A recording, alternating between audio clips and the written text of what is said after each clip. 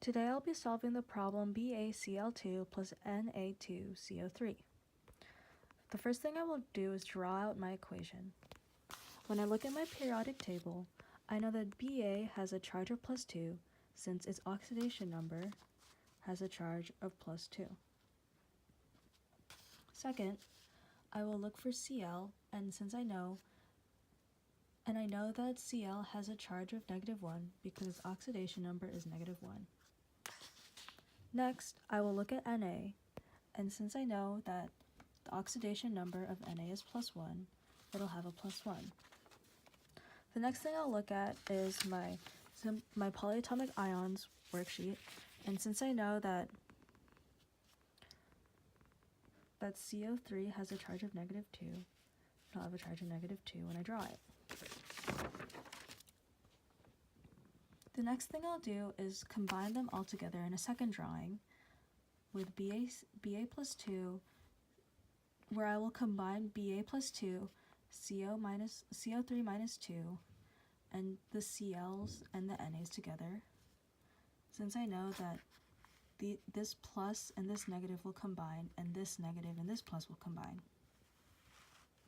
I will then do a dot diagram to make sure that they all add out, and I will get my equation BaCO3 plus 2NaCl. Figure out that BaCO3 is a solid. I need to look at my solubility table for ionic compounds. When I look at my insoluble compounds, I see that CO3 is there. This means that BaCO3 is a solid. In order to figure out that 2NaCl is an aqueous, I'll look at my chart again and find that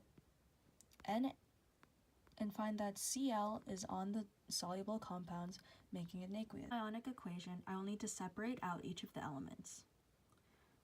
The first thing I will do is look at this picture, and since I only see one Ba plus 2, I will put Ba plus 2 aqueous, since it is not a compound yet. Then I look for CO3 minus 2, and since I only see one, I put CO3 minus 2, and again, since this is not a compound yet, it's an aqueous. Then I will look for the Na's and the Cl's. Since I see 2 Na's, I will write 2 Na, and again, since this element is not a compound yet, it's an aqueous. And I see 2 Cl2's, and I do the same thing. The next thing I'll do is I'll combine all of the elements together. So previously, I combined BaCO3,